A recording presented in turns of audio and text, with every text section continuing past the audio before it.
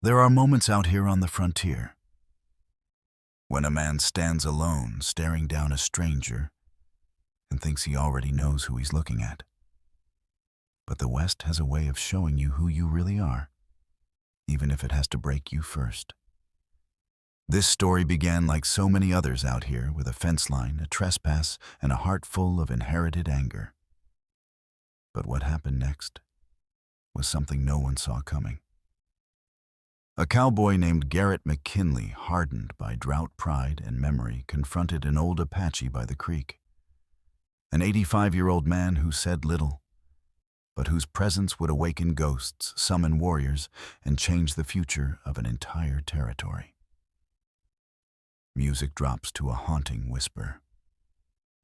What began as a land dispute became a test of decency, of legacy, of whether two men raised to fear each other could find a sliver of honor between them before the sun set and the dust rose. So settle in, friend, because this ain't just a story about land or blood.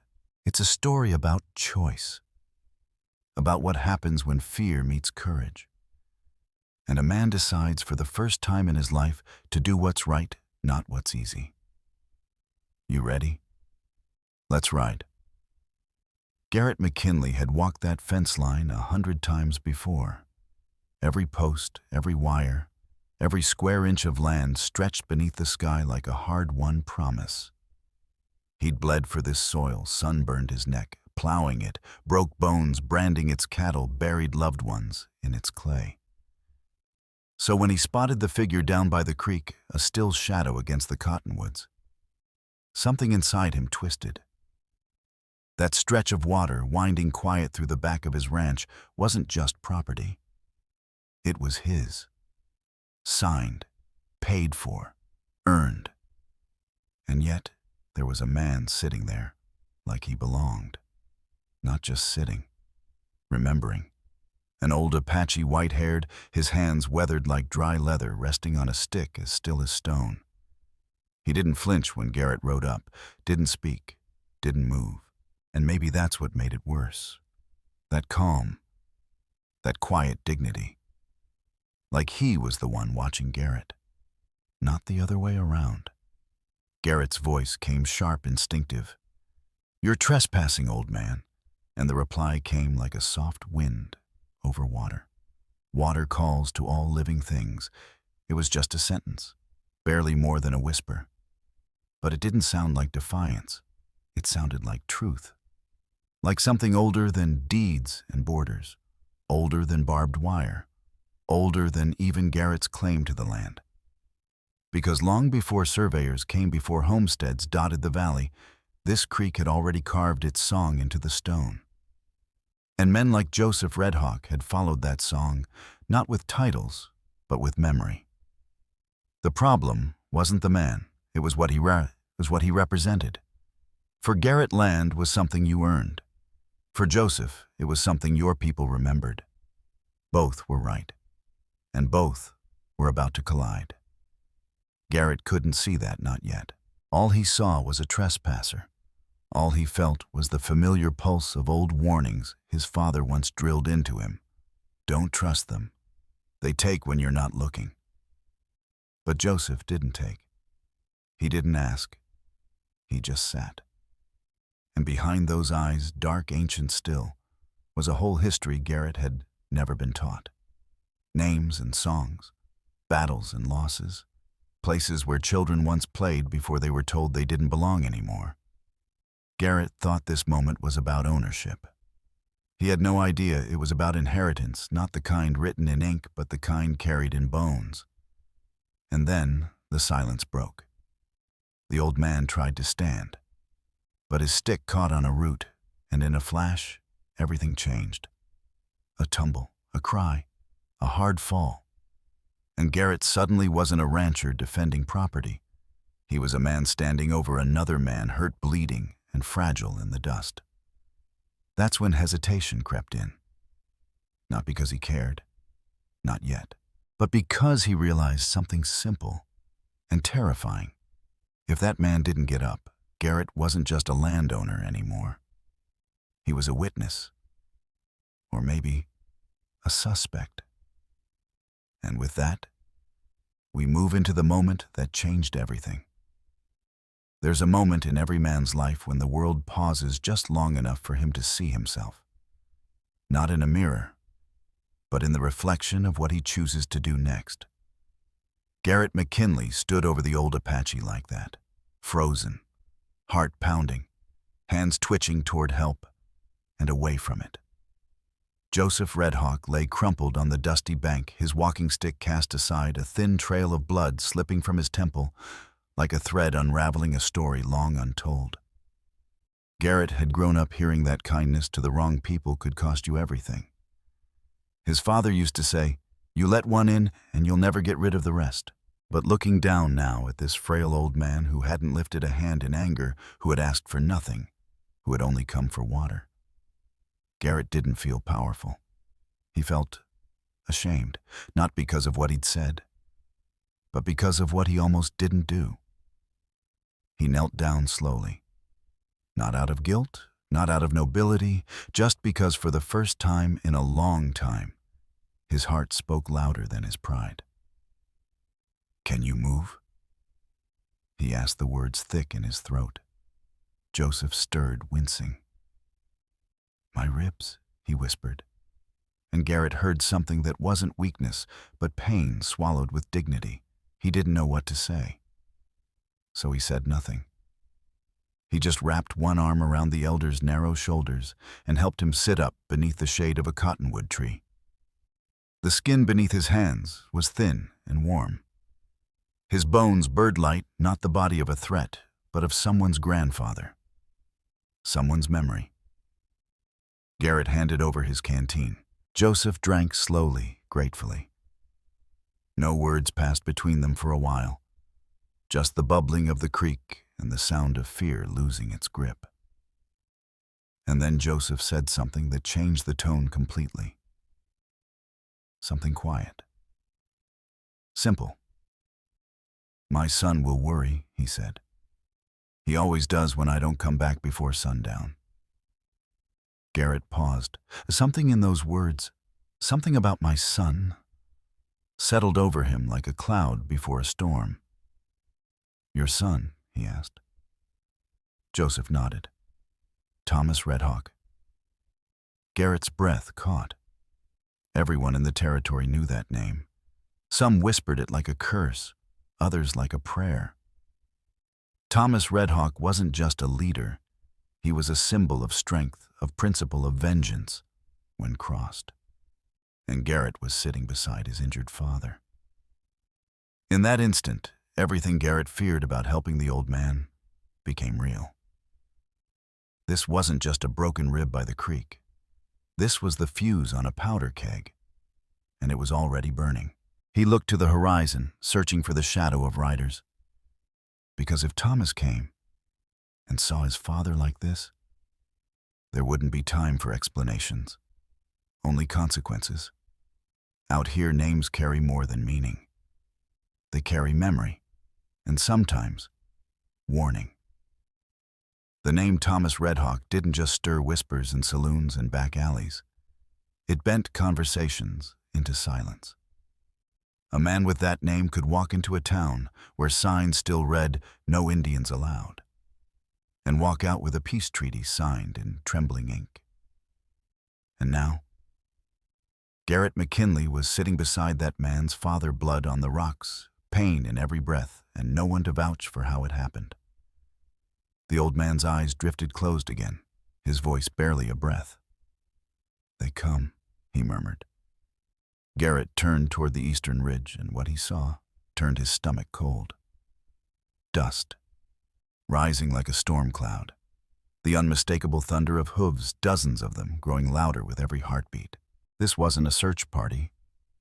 This was something older. A summoning.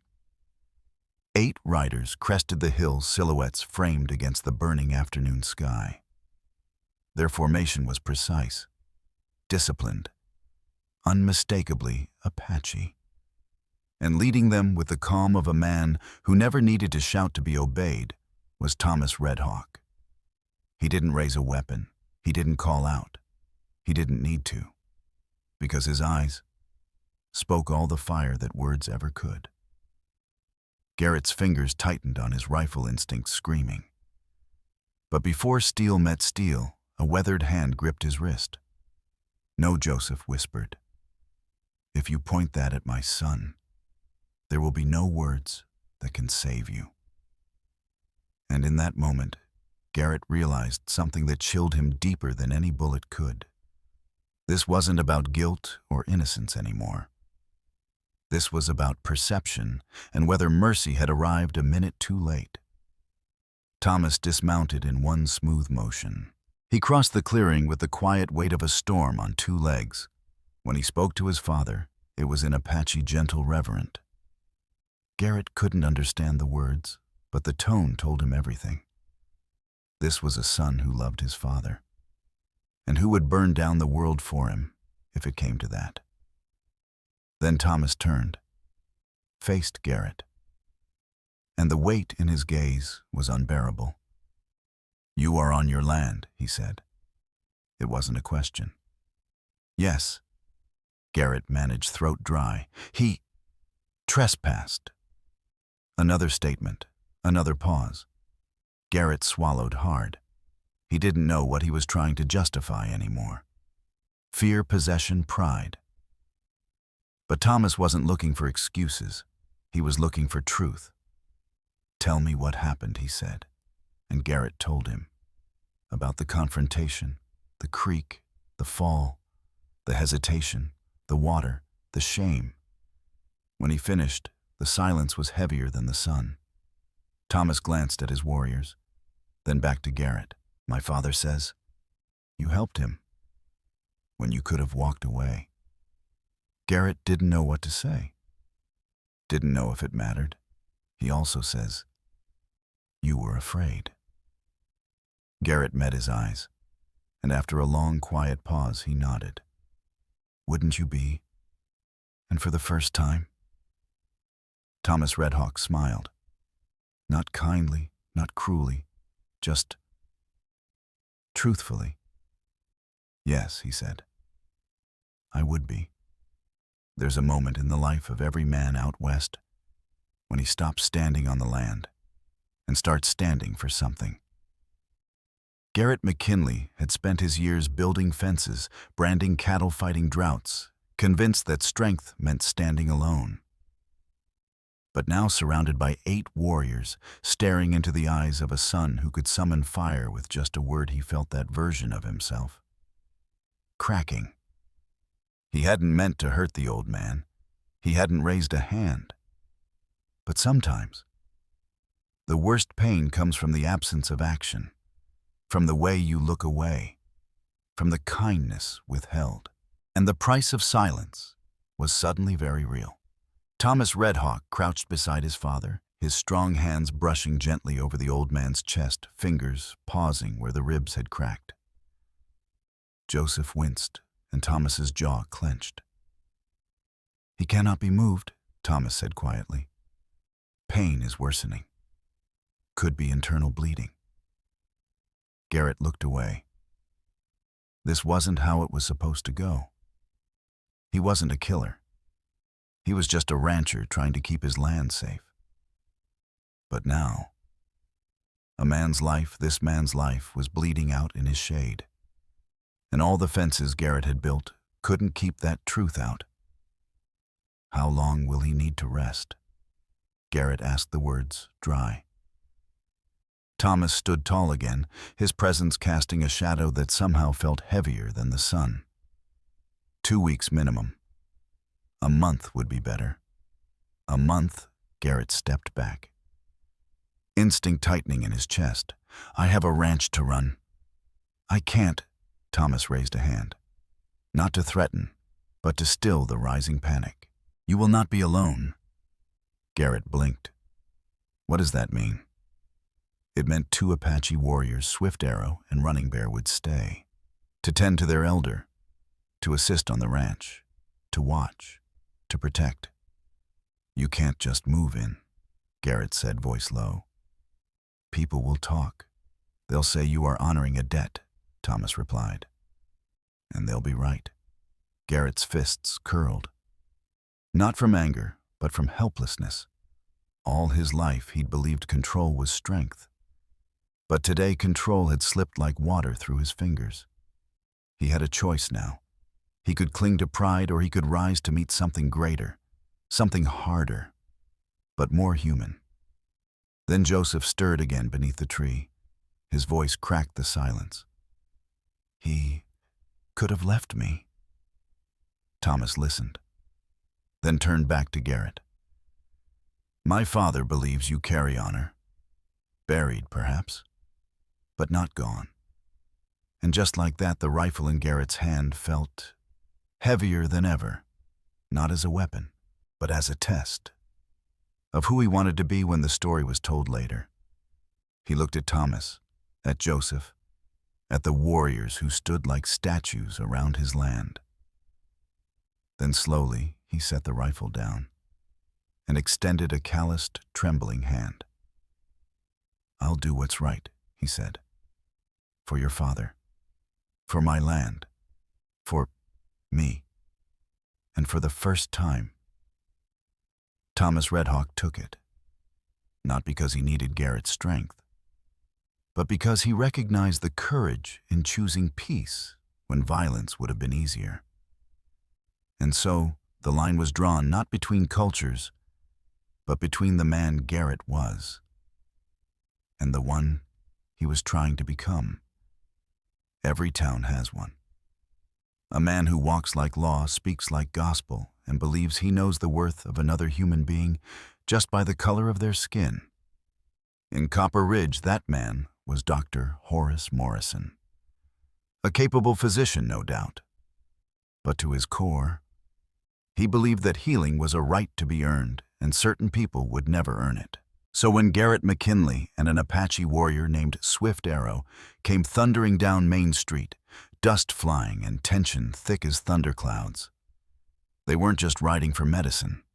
They were riding into the heart of the very prejudice that nearly let an old man die alone beside a creek. Garrett had made that ride 100 times.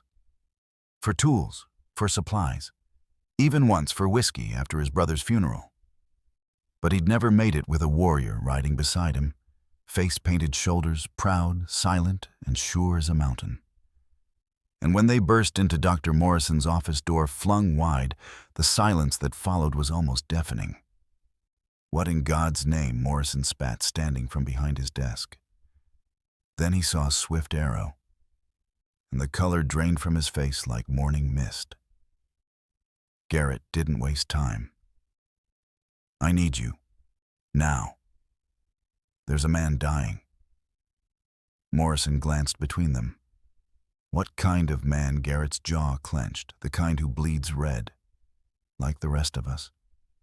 But it wasn't enough. Not for Morrison. His words came like frost. I don't treat Indians. You know that. It should have ended there. And maybe once upon a time it would have. But Swift Arrow stepped forward, eyes calm, voice sharp. The man dying is Joseph Redhawk, respected elder, father to Thomas Redhawk. He paused. Let the name settle like a stone in a still pond.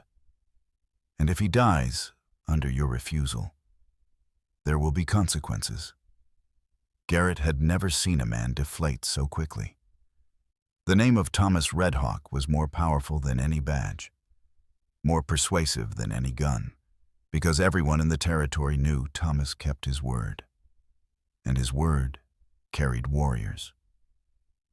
You're threatening me, Morrison said, his voice suddenly weak.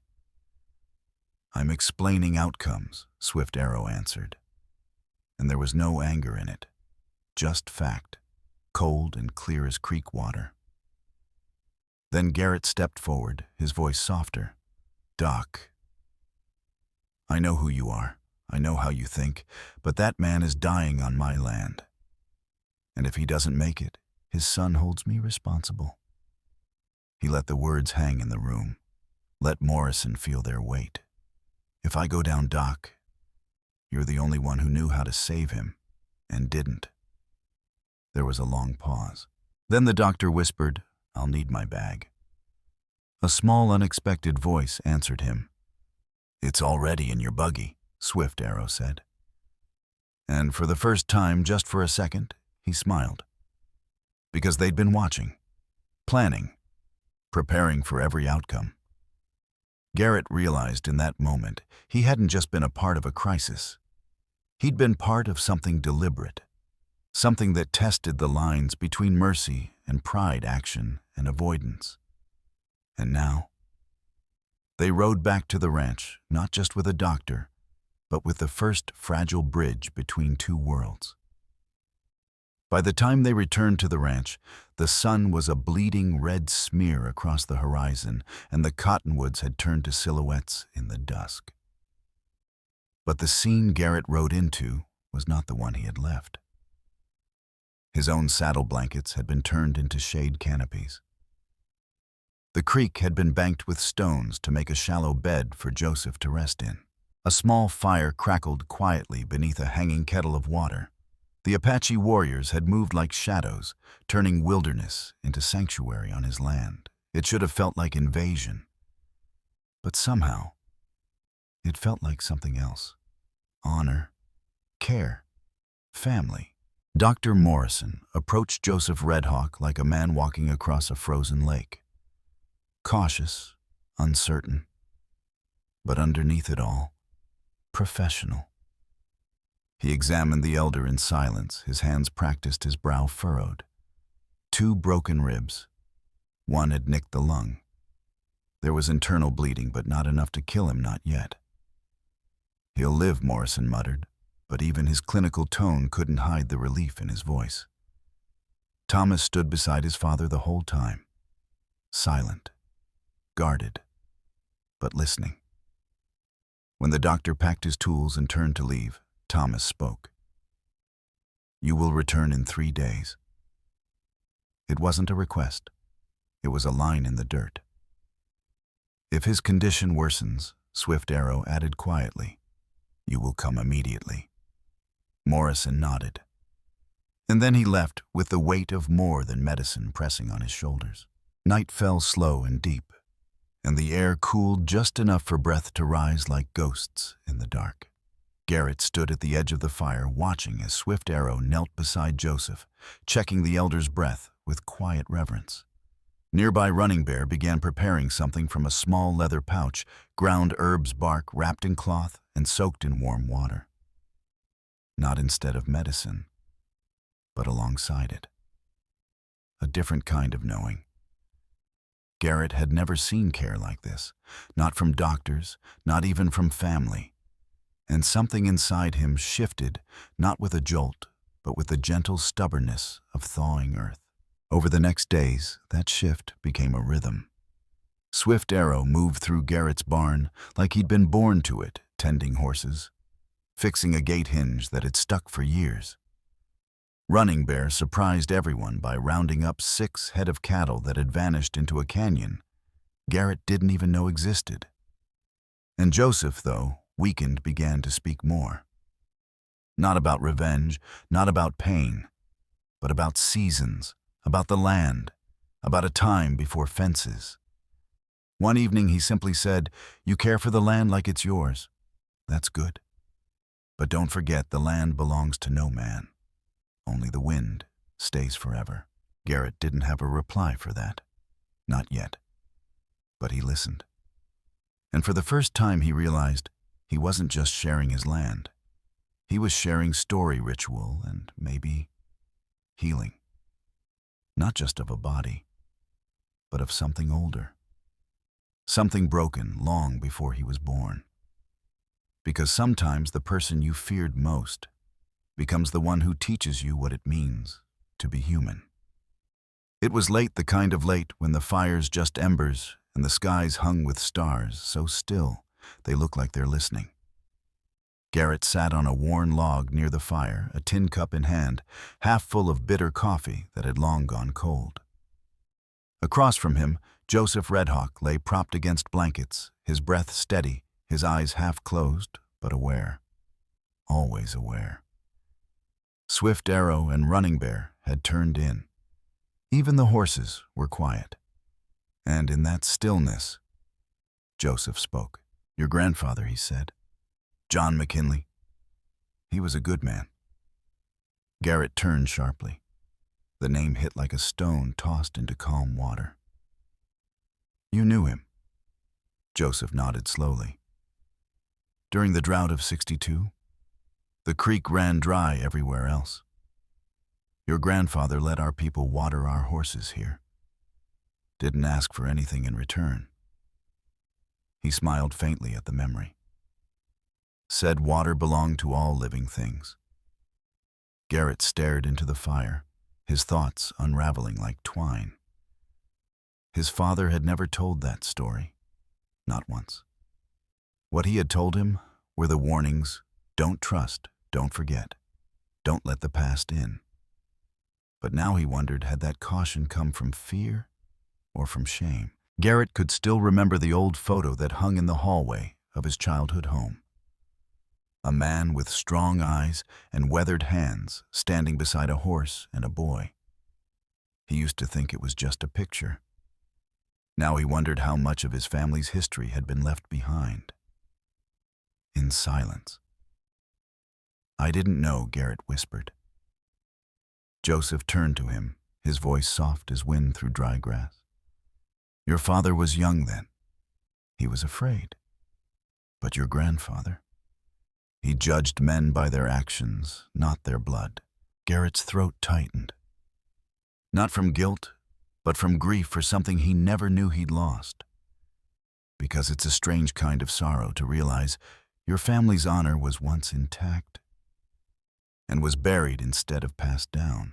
Maybe he'd spent his whole life trying to be the man his father raised him to be, when what he really needed was to become the man his grandfather had once been.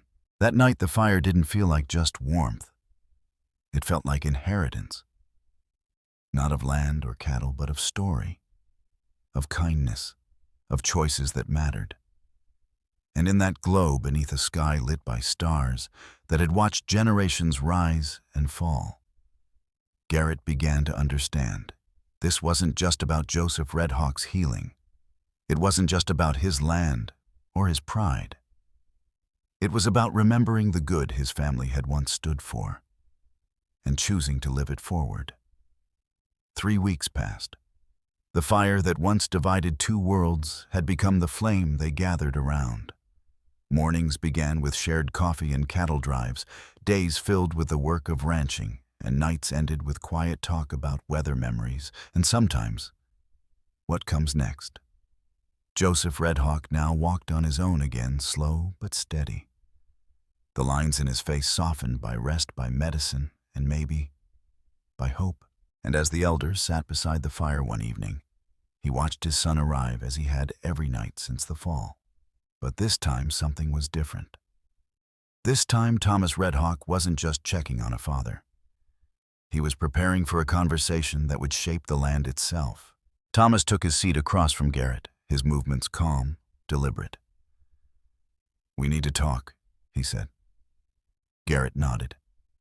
He'd been expecting this, dreading it maybe. Because when peace is temporary, the return to the old ways feels like a step back into darkness.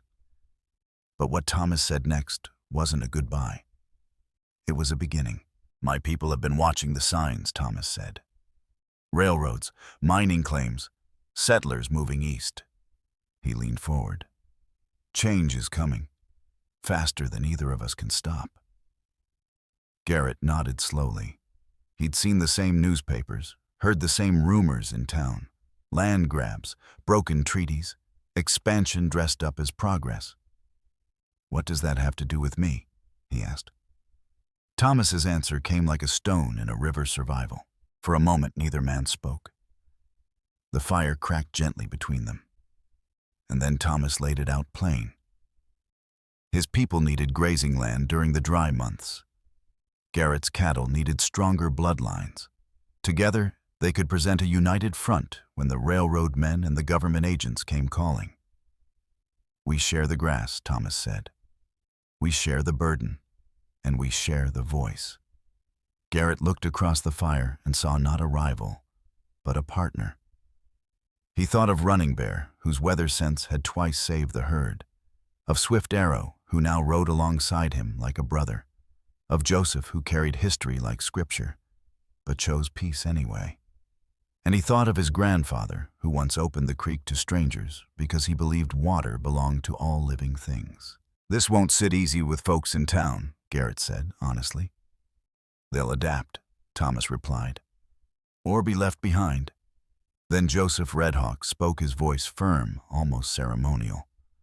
"A man's character," he said, "is revealed not by how he treats his friends, but by how he treats those who are different." He looked straight at Garrett. "You have shown yours."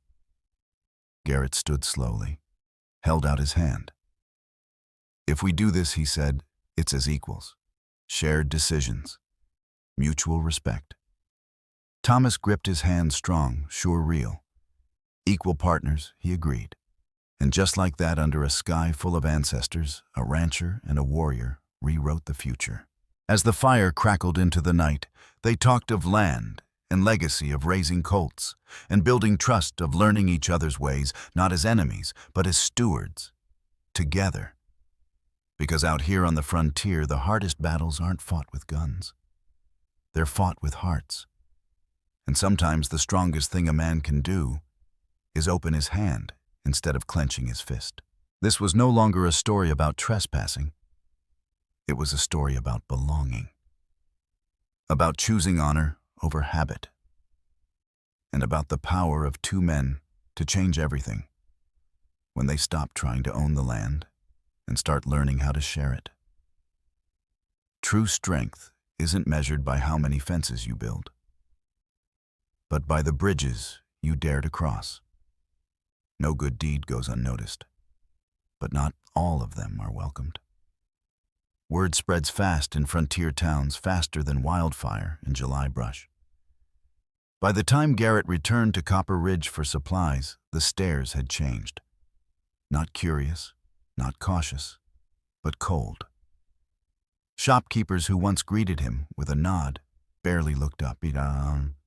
A child who used to wave from the porch was pulled inside. Even the preacher, old Reverend Markham, paused mid-sermon that Sunday to warn against the dangers of mixing blood and borders.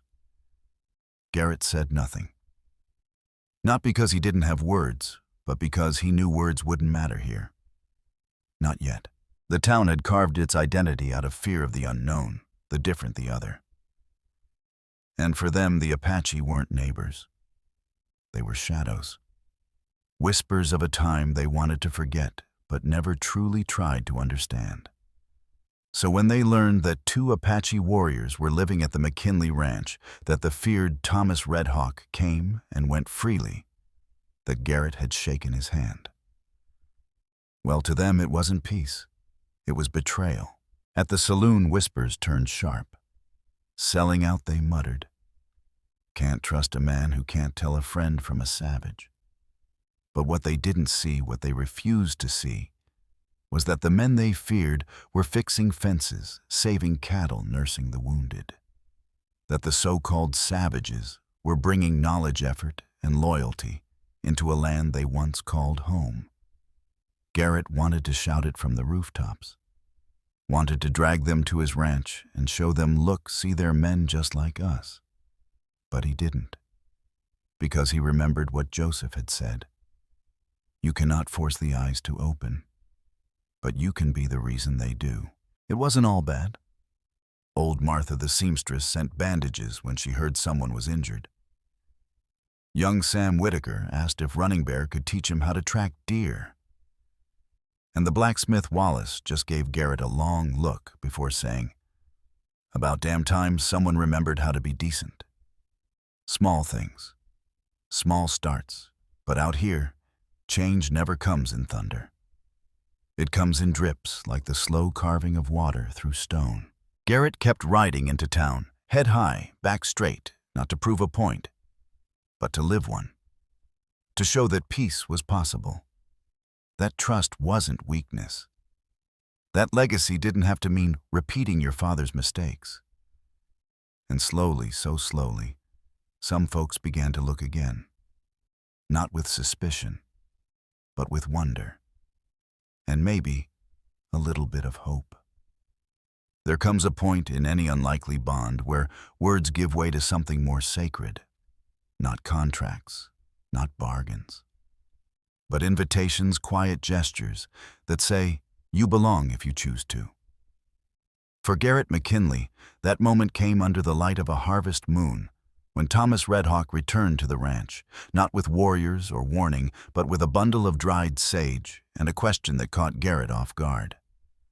"My people gather at the high mesa next week," Thomas said, voice steady, respectful. "It is a time of story and song.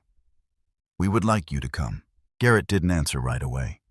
He looked past Thomas to where Joseph Redhawk sat carving a small piece of wood by the fire, his hands moving slow and sure, as if remembering every decade they had lived through.